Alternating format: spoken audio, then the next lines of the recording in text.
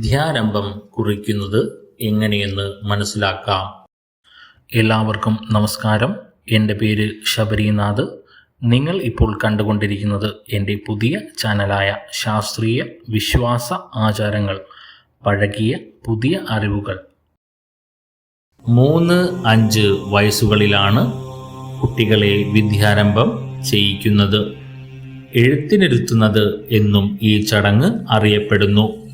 2, 4, 6 തുടങ്ങിയ ഇരട്ട വയസ്സ് പാടില്ല. ബുധൻ, വ്യാഴം, ശുക്രൻ എന്നീ ഗ്രഹങ്ങളുടെ ഇഷ്ടസ്ഥിതിയുള്ളപ്പോഴും ആ ഗ്രഹങ്ങളുടെ ആഴ്ചയിലും വിദ്യ ആരംഭിച്ചാൽ ആ കുട്ടി പാണ്ഡിത്യം, വാഗ്മിത്വം എന്നിവയോടുകൂടിയവനാകുമെന്ന് വിശ്വസിക്കുന്നു.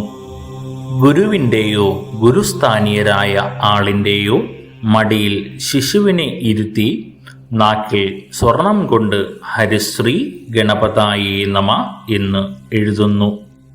തുടർന്ന് മുമ്പിൽ ഓട്ടുരുളിയിലോ തളികയിലോ നാക്കിലയിലോ നിരത്തിയിട്ടുള്ള ഉണക്കലരിയിൽ ഹരിശ്രീ മുതൽ അക്ഷരമാലയിലെ എല്ലാ അക്ഷരങ്ങളും കുട്ടിയുടെ ചൂണ്ടുവിരൽ കൊണ്ട് എഴുതിക്കുന്നു. ചിലർ മോതിരവിരൽ കൊണ്ടും എഴുതിക്കാറുണ്ട്. നവരാത്രിയുടെ അവസാന ദിവസമായ വിജയദശമിയിലാണ് സാധാരണ കുട്ടികളെ എഴുത്തിനിരുത്തുന്നത്.